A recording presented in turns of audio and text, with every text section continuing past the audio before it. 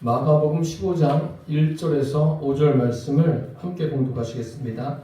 새벽에 대제사장들이 즉시 장로들과 서기관들 곧 온 공회와 더불어 의논하고 예수를 결박하여 끌고 가서 빌라도에게 넘겨주니 빌라도가 묻되 내가 유대인의 왕이냐.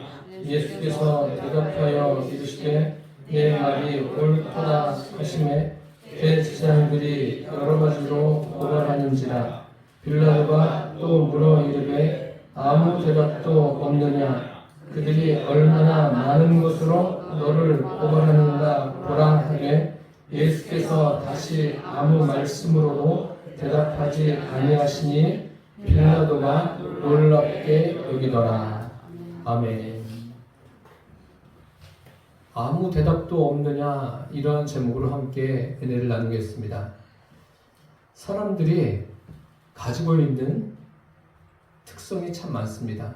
그 가운데 말하는 것은 굉장한 특권이고 특성이라고 생각합니다. 사람들이 말을 할 때는 자기를 위해서 대부분 말을 하고 있지 않습니까?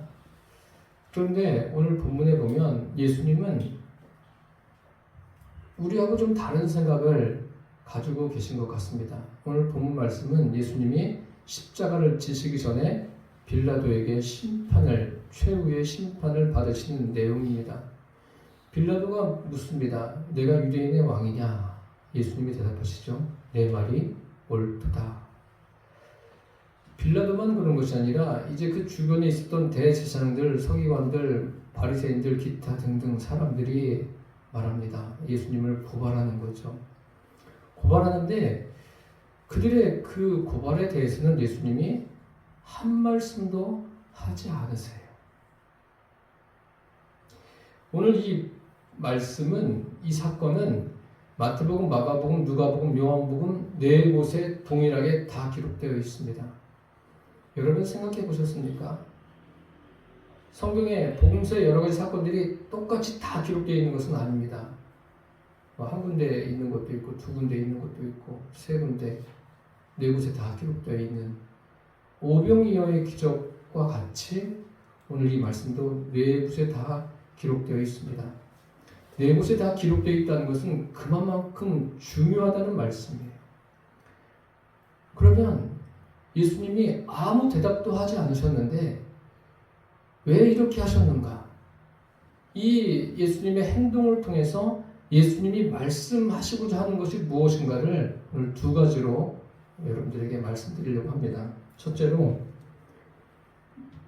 믿음의 중요함, 말씀의 중요함과 말이 무엇인가를 알게 하십니다. 말씀의 중요함. 기독교는 말씀의 종교 아닙니까? 말씀 없이는 설명이 안 되는 게 기독교예요. 무엇보다도 그 말씀에 초점이 맞춰져 있지 않습니까? 성경이 시작되면서부터 그렇게 시작되는 거예요. 태초에 하나님이 천지를 창조하시니라. 천지 창조를 쭉 보면 가라사대, 이제 바뀐 성경에는 이르시되라고 되어 있지 않습니까? 이르시되 빛이 있으라 하시니까 빛이 있었습니다. 말씀으로 되어진 거예요. 말씀으로 되어지고 그 모든 과정도 말씀으로 다 이끌어 갔습니다. 그 대표적인 예가 요한복음 1장에 보면 태초에 말씀이 계시니라. 이 말씀이 하나님과 함께 계셨으니 이 말씀은 곧 하나님이시니라. 그가 태초에 하나님과 함께 계셨고 만물이 그로 말미암아 지은 바 되었으니 그가 없이는 된 것이 하나도 없다라고 성경에 기록되어 있습니다. 모든 것이 다 말씀으로 된 거예요. 그러니까 예수 그리스도께서 우리를 위해서 십자가에서 돌아가셨어요.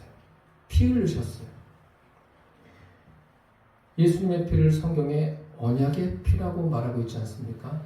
언약의 피라는 것은 말씀에 근거했다라는 거예요. 말씀에 근거한 거예요.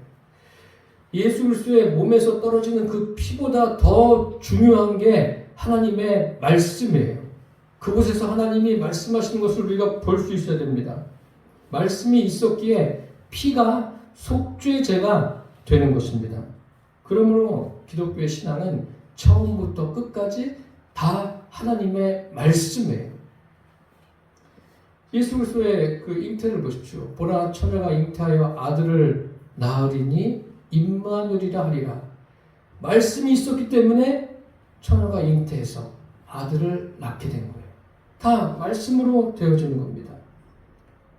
하나님도 말씀으로 되어졌고 예수님도 말씀으로 오셨어요. 그래서 요한복음에 말씀이 육신이 되어 우리 가운데 거하시네 라고 되어 있지 않습니까? 말씀이 육신이 돼서 오신 분이 예수님이에요. 성령님도 말씀으로 역사하십니다. 창세기에 보면 방금 전에 말씀드린 것처럼 가라사대 이르시되 빛이 있으나 말씀으로 되어진 거예요. 성삼일체 하나님도 다 말씀으로 하신다는 것을 여러분들이 잊지 않으시기를 바랍니다. 예수님께서 복음을 전하실 때 많은 사람들이 예수님을 따랐어요. 신기한 것을 참 많이 봤죠. 그 시대 사람들은요. 예수님이 하시는 일을 보면서 많은 제자들이 따르는데 따르기가 너무 버거운 거예요. 힘드니까 떠나갑니다. 떠나가니까 예수님이 12제자를 불러 모으고 그들에게 말씀하시죠. 너희도 가려느냐? 그러니까 제자 중 하나가 뭐라고 말합니까? 주여, 영생의 말씀이 주께 있사오니 우리가 누구에게 가겠습니까? 누구에게 가오리까? 이렇게 말하지 않습니까? 영생의 말씀이 계시기 때문에 가는 거예요. 예수 믿는 것은 어떤 특별한 일들이 내 삶에서 일어나야 예수 믿는 게 아닙니다. 말씀이 있기 때문에 말씀이신 성령님이 내 안에 계시기 때문에 그 믿음으로 주님을 섬기면서 살아가는 거예요. 근데 사람들은 많은 일들이 일어나기를 기대하죠. 그런데 그 일들이 일어나는 것도 그것을 통해서 주님과 친밀해져야 되는 거예요. 예수님도 그 마귀가 시험할 때 신명기 8장 3절의 말씀을 인용해서 말씀하시지 않습니까? 사람이 떡으로만 사는 것이 아니요 하나님의 입으로 나오는 모든 말씀으로 살 것이라 그렇게 말씀하십니다. 말씀이 그만큼 중요한 거예요. 우리 육신을 위해서 음식이 절대적으로 필요한 겁니다. 생명이죠.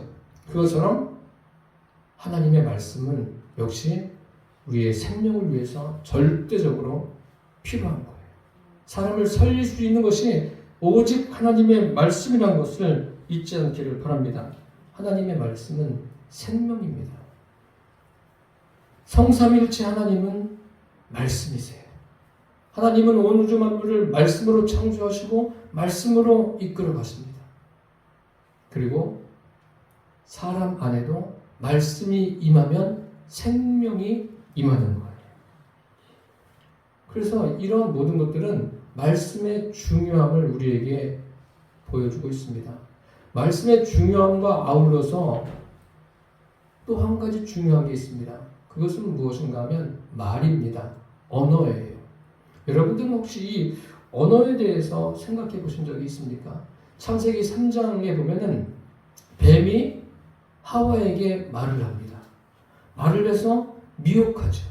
그래서 그 미혹에 넘어가서 하와가 어떻게 합니까? 선악과를 먹게 됩니다. 뱀이 말을 했어요. 하나도 놀랍지 않으시죠? 그래서 이것에 대해서 많은 견해가 있습니다. 견해가 있는데 또 어떤 사람은 이렇게 말을 합니다. 아담과 하와가 선악과를 따먹기 전에는, 즉 타락하기 전에는 뱀도 사람처럼 언어를 구사할 수 있었다. 그렇기 때문에 뱀이 하와와 대화를 했다. 이렇게 말을 합니다. 그러니까 땅에 뱀이 저주를 받은 다음에는 이제 말을 하지 못하게 되었다. 이렇게 말을 하는 분도 계신데 물론 이것은 올바른 해석은 아닙니다. 왜냐하면 사람의 구강 구조가 있지 않습니까? 뱀의 구강 구조와 비교해 보세요.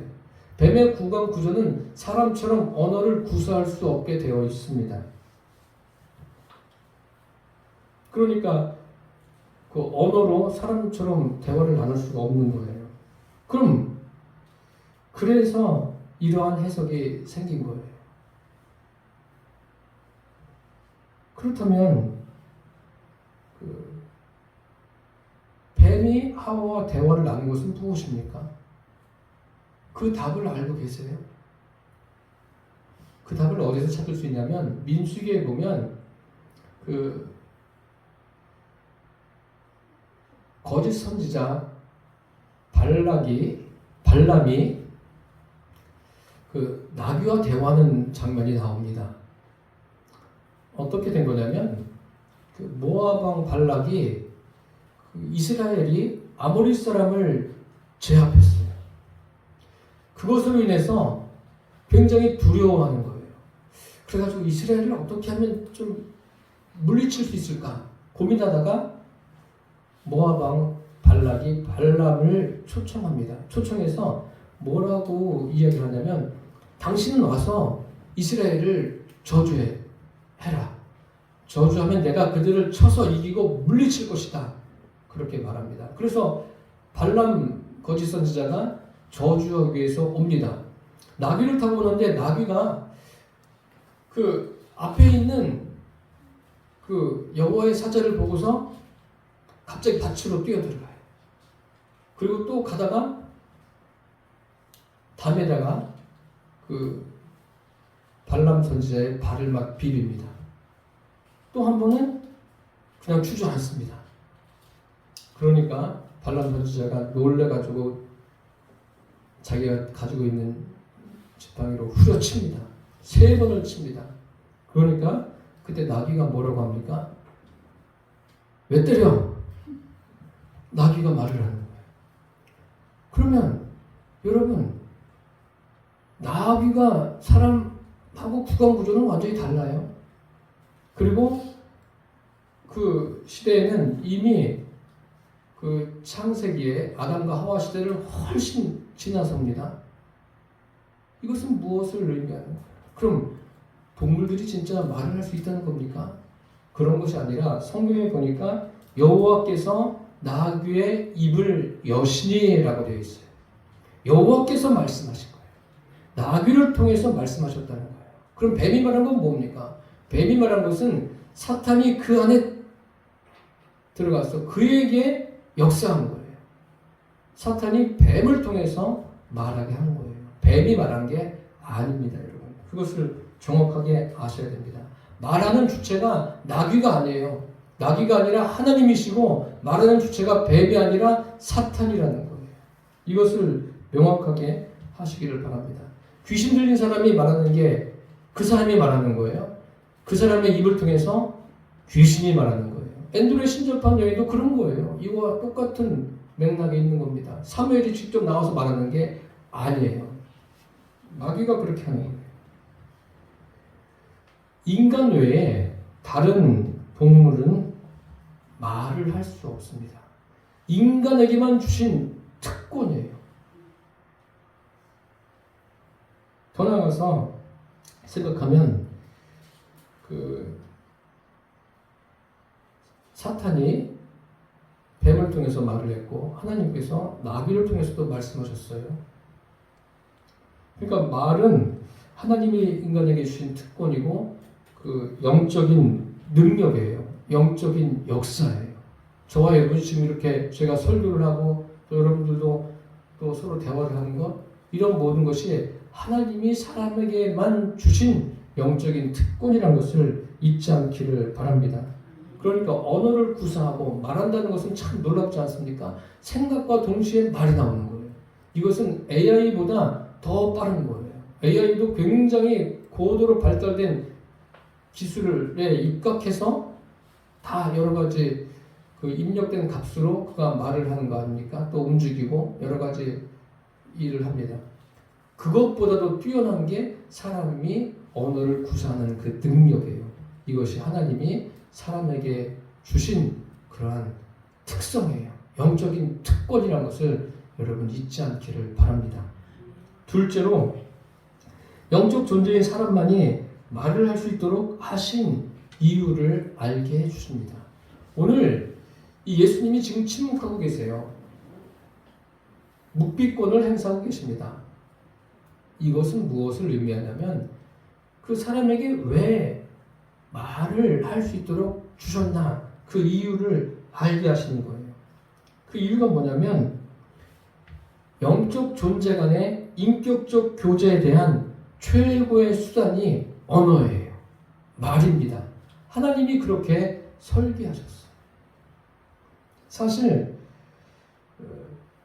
하나님께서 사람에게 말을 할 수 있도록 그렇게 하신 목적이 있는 거 아닙니까?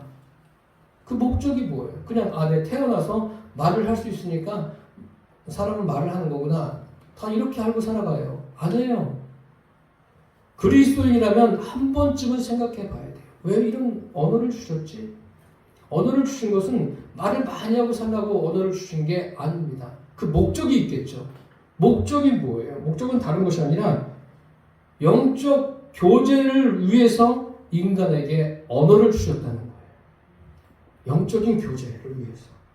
그 성경적 증거가 창세기에 보면 기록되어 있습니다. 지금은 찾지 마세요. 창세기 11장에 보면 이제 바벨탑 사건이 나오지 않습니까? 바벨탑 사건 이전에 어떤 일이 있었냐면 노아 홍수가 있고서 이제 노아와 그 가족을 통해서 세상의 인구가 점점 늘어납니다. 하나님께서 그들에게 뭐라고 말씀하시냐면 생육하고 번성하여 땅에 충만하라 이렇게 말씀하십니다. 그러면 하나님 말씀하신 대로 그렇게 하시면 돼요. 그런데 어떤 일이 있었냐면 이제 인구가 점점 늘어납니다. 늘어나서 사람들이 어떤 한 사람을 중심으로 이제 계속 옮겨 다녀요. 옮겨 다니다가 신할 평지를 만납니다. 만났는데 굉장히 그곳이 좋아 보였던 거죠. 그러면서 그렇게 말하죠. 성과 대를 쌓아 대곡대기를 하늘에 닿게 하여 우리의 이름을 내고 온 지면에 흩어짐을 면하자. 뭐라고 그럽니까? 우리의 이름을 내고 온 지면에 흩어짐을 면하자. 사람들은 자기의 이름을 내는 것을 굉장히 좋아합니다. 그게 사람의 특성 중에 또 하나예요. 그런데 주님을 섬기는 사람들은 뭐예요? 점점 자기 이름을 감춰요. 누구를 드러냅니까? 내 안에 계신 예수님을 드러내는 게 그리스도인의 삶입니다. 그런데 신할 평지에서 그 탑을 쌓은 사람들은 자기 이름을 내고 흩어짐을 면하자. 하나님께서 말씀하신 것에 정반대되는 거예요. 하나님의 이름을 내고 온 땅에 충만해야 되는데 흩어짐을 면하자. 하나님께서 그들을 보시고 어떻게 하십니까? 흩으시는데 어떻게 흩으셔요? 그 방법이 언어를 혼잡게 해서 흩으십니다. 그들의 목적은 뭐예요? 우리의 이름을 내고 흩어짐을 면하자. 하나님께는 관심이 없어요. 그냥 거기에서 성을 잘 쌓고 잘 살면 되는 거예요. 그게 전부예요. 하나님께 관심이 없어요. 그러니까 하나님께서 언어를 혼잡게 하셔서 흩으신 거예요. 그래서 지금도 그 언어 때문에 우리가 고생을 하는 겁니다. 이것저것 배우느라고.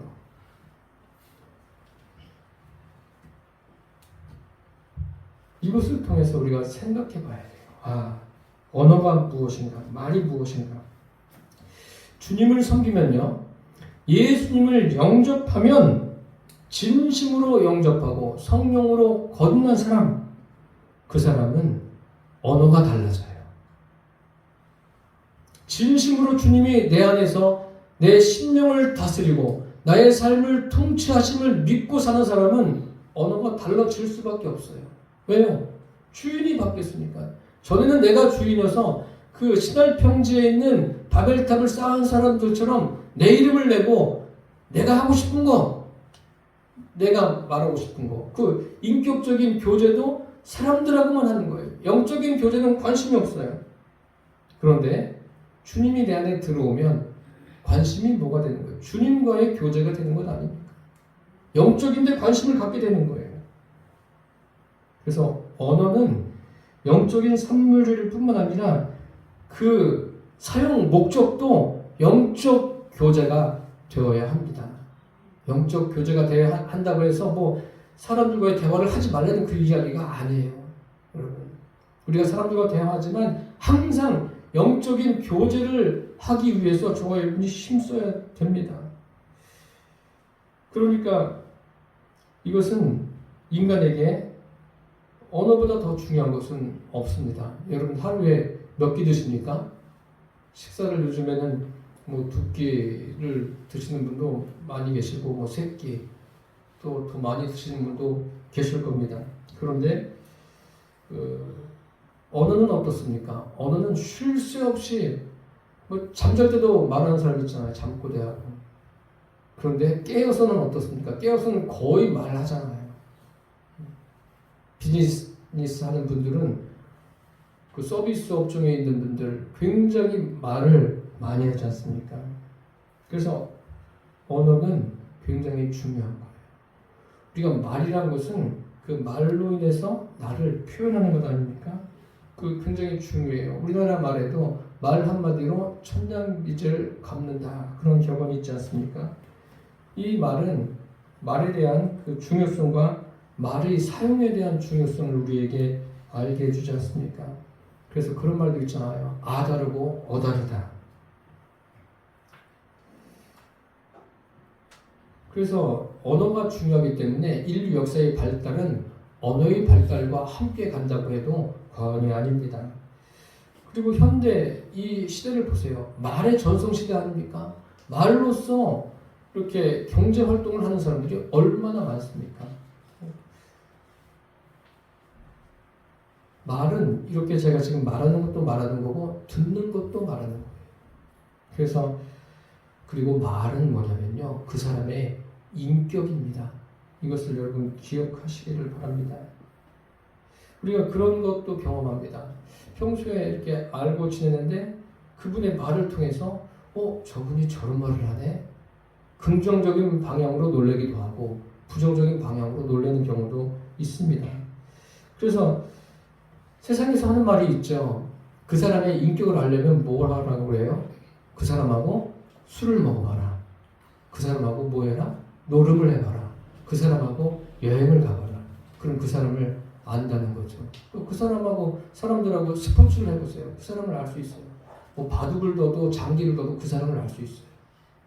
당구를 쳐도 볼링을 쳐도 다 그 사람을 알 수 있습니다. 어떤 것을 하더라도 그 사람을 알 수 있어요. 예수님께서 그런 말씀하십니다. 그 바리새인들이 제자들이 손을 안 씻고 음식을 먹으니까 당신의 제자들이 장로들의 유전을 범했다. 왜 손을 안 씻고 음식을 먹느냐. 그리고 예수님이 한마디 하시죠. 입으로 들어가는 것이 사람을 더럽게 하는 것이 아니라 입에서 나오는 것이 사람을 더럽게 한다. 뭐예요? 그럼 그 다음에 하신 말씀이 입에서 나오는 것은 사람의 마음에서 나오는 것이다. 예수님께서 그렇게 말씀하십니다. 야고보서에도 이 말에 대한 중요성에 대해서 참 이렇게 표현해 놨습니다. 샘이 한 구멍으로 어찌 단물과 쓴물을 내겠느냐. 한 샘에서 찬송과 저주가 동시에 나올 수 없다는 거예요. 저주가 나오면 저주가 나올 수밖에 없고 또 찬송이 나오면 찬송이 나올 수밖에 없는 거예요. 성경이 말하는 것은 무엇입니까? 말은 나의 본질이고 나의 심령 상태예요. 그대로 나오게 되는 거예요. 말하는 것은 그대로 나와요. 그대로. 내 속에 있는 게 그냥 그대로 나오는 거예요. 그러니까 그 가데스 바네아에서 12명의 정탐꾼을 보내고 가나안 땅에 그들이 40일 동안 정탐하고 돌아와서 말할 때 그 10명의 말을 듣고서 이스라엘 백성들이 원망하고 불평하지 않습니까? 그게 뭐예요? 원망하고 불평한다는 게 뭐냐면 그들 마음속에 있는 게 그대로 나오는 거예요. 하나님이 말씀하시지 않습니까? 그래, 말 잘했다. 너희 말이 내 귀에 들린 대로 내가 행하리라. 하나님은 우리가 내뱉은 말대로 행하십니다. 그래서 저와 여러분이 이 언어를 구사하는 것, 미사 어구를 사용하라는 말이 아니에요. 기도할 때도 너무 막 그냥 골치 아프게 미사하고 사용할 필요 없습니다. 그냥 평범하게 하시면 돼요. 나의 마음에 있는 것을 주님께 드리면 주님이 그것을 받아주시고 거기에 복을 부어주십니다. 우리 마음속에 있는 게 밖으로 나온다는 것은 잊지 마십시오. 글은 썼다 지울 수 있어요. 말은 내뱉으면 뭐예요? 담을 데가 없어요. 다 그것에 대해서 책임을 지고 당해야 돼요. 그래서 말은 영적인 것이라면 잊지 않기를 바랍니다. 예수님은 지금 오늘 본문에 묵비권을 행사하고 계십니다. 왜 묵비권을 행사하고 계십니까? 왜 말씀하지 않으세요? 말씀하셔도 되는데 왜 말씀하시지 않습니까? 하나님이 계시기 때문에 그 상황에서 말씀하시지 않는 거예요. 하나님이 예수님에게 역사하시는 거예요. 하나님이 없는 사람이라면 이 상황에서 말을 더 많이 하죠. 사실 말은 중요합니다. 말은 중요한데 하는 것보다 더 어려운 게 뭐예요? 하지 않는 게 더 어려운 거예요. 성령으로 거듭난 사람은 예수님과 같은 상황에서 묵비권을 행사할 수 있어요. 그런데 성령으로 거듭나지 않는 사람은 여기에서 말을 많이 해요. 왜요? 대제사장들이 또 주변에 바리새인들 서기관들이 막 고발하지 않습니까? 고발하는데 네 말이 맞아? 막 이야기하잖아요. 근데 성령으로 거듭난 사람은 묵비권을 행사가 가능한 거예요. 그 야고보서에 보면 이런 말씀이 있습니다. 혀는 불의의 색이라 온몸을 더럽힌다고 했어요. 삶의 수레바퀴를 불사르는데 그 불이 어디서 나온다고요? 지옥에서 온다고 했어요. 그러니까 우리가 말은 자유롭게 하는 거예요. 자유롭게 하는데 그게 걸러져야 돼요. 예수 믿지 않는 사람들은 말 막 해요. 그래서 지금 말 때문에 문제가 되는 게 많이 있지 않습니까? 거짓말을 해도 사람들이 그것을 다 포장해요. 좋다고 이야기해요. 지금이 그런 시대예요. 이런 시대를 우리가 살고 있어요. 그런데 그것을 보면서 저 사람이 나쁘다. 우리는 그것을 판단하고 말할 수 있어요. 그런데 그 이전에 생각해 볼 것은 나는 어떤가? 항상 나를 생각해 보게 되기를 바랍니다. 그래서 우리가 말할 때도 우리의 말할 때 그 말을 다스려 주시는 분이 누구십니까? 내 안에 계신 성령님이 그 말까지도 다스려 주기를 주님께 맡기시기를 바랍니다. 주님이 우리를 통치하시면 말까지도 우리가 주님의 다스림을 받는 거예요. 그래서 성경이 지금 말씀하고 있는 것은 말을 하는 것보다 안 하는 것이 예수님의 공생애의 그 가르침입니다. 그것을 아십시오. 한마디만 하셨죠. 빌라도가 내가 유대인의 왕이냐? 내 말이 옳다.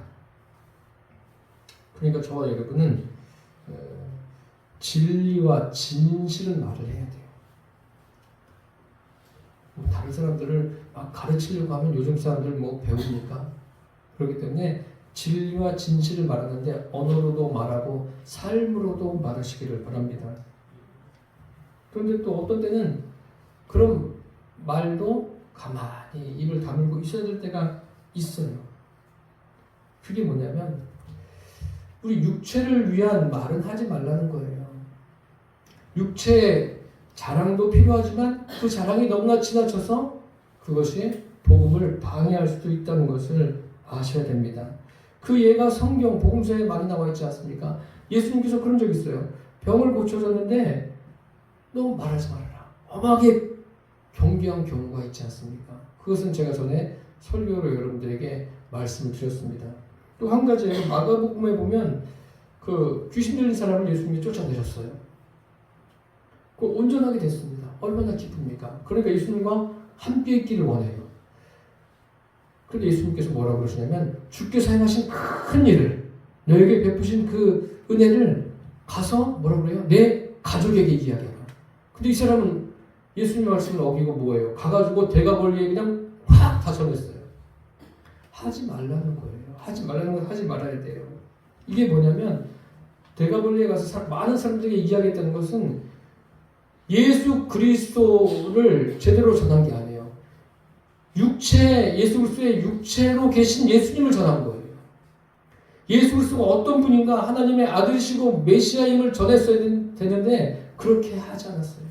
그 요한복음에 보면 수가성 우물가의 여인이 예수님과 대화하다가 어떻게 합니까? 물동이를 내려두고 마을로 내려가서 이는 그리스도가 아니냐 와 보라 그러지 않습니까? 예수님이 말리지 않아요. 그 여인에게 아무 말씀도 하지 않습니다. 왜요? 그 여인이 예수 그리스도가 어떤 분이신가 제대로 전했기 때문에. 제대로 전하지 않으면 뭐라는 거예요? 가만히 있으라는 거예요.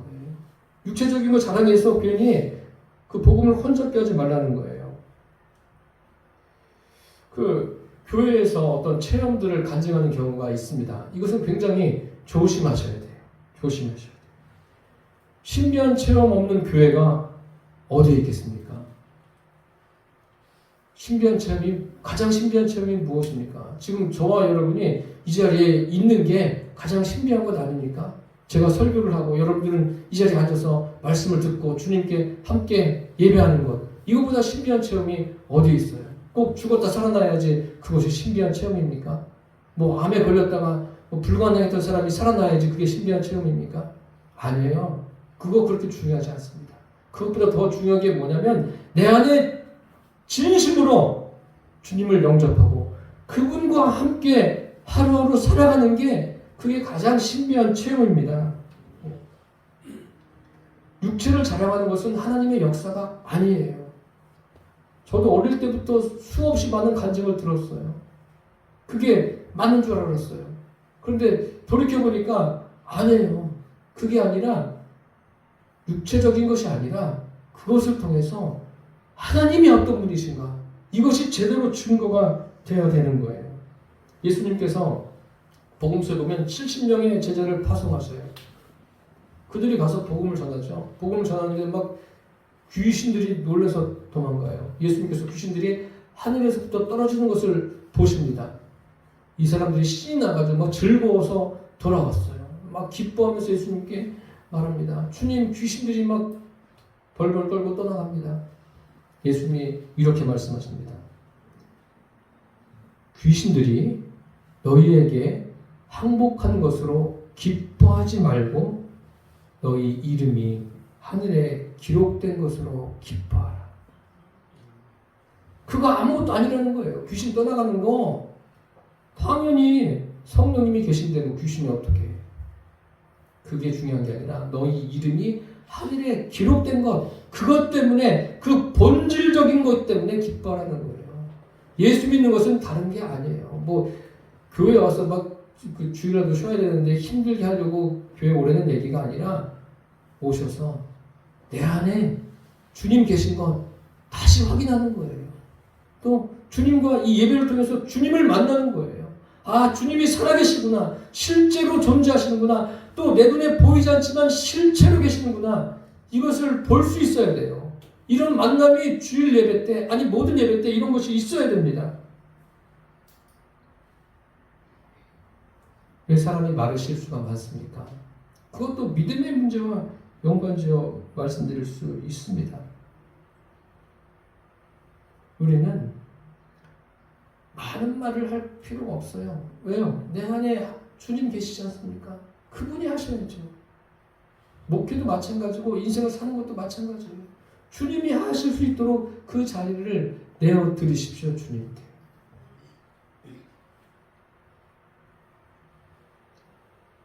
예수님께서 그 전생에 언어 사용, 말씀 많이 하셨어요. 여러 가지 말씀하셨어요. 그런데 그것이 어디서부터 왔는지 여러분 아십니까? 요한복음 12장에 보면 12장 한번 찾아보세요. 우리 이 말씀 읽고 말씀을 마치겠습니다. 요한복음 12장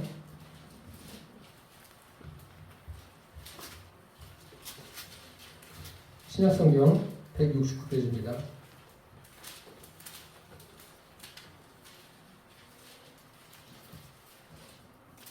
요한복음 12장 49절과 50절 함께 공부하시겠습니다. 내가 내 자유로 말한 것이 아니요 나를 보내신 아버지께서 내가 말할 것과 이룰 것을 친히 명령하여 주셨으니 나는 그의 명령이 영생인 줄 아노라. 그러므로 내가 이루는 것은 내 아버지께서 내게 말씀하신 그대로니라 하시니라. 누가 주셨다고요? 아버지께서 주신 그대로 하신 거예요. 저와 여러분도 언어 사용을 내 안에 계신 성령님이 주시는 그대로 하시게 되기를 축복합니다. 성령의 역사로 되어지는 신앙 고백, 성령이 감동하셔서 전하게 하시는 복음 전도, 그러한 언어들이 우리의 삶에 있게 되기를 바랍니다. 언어는 하나님이 주신 영적인 산물, 영적인 특권입니다. 그것을 가지고 하나님과 깊은 영적인 교제가 있기를 바랍니다. 아울러서 성도들 간에도 그러한 영적인 교제가 이루어져서 저와 여러분을 통해서 구원의 수가 날마다 더해가는 역사가 있기를 축복합니다. 기도하겠습니다.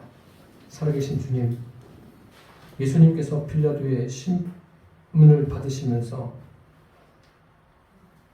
한마디만 하시고 대제사장들의 그 고발에 대해서는 묵비권을 행사하셨습니다.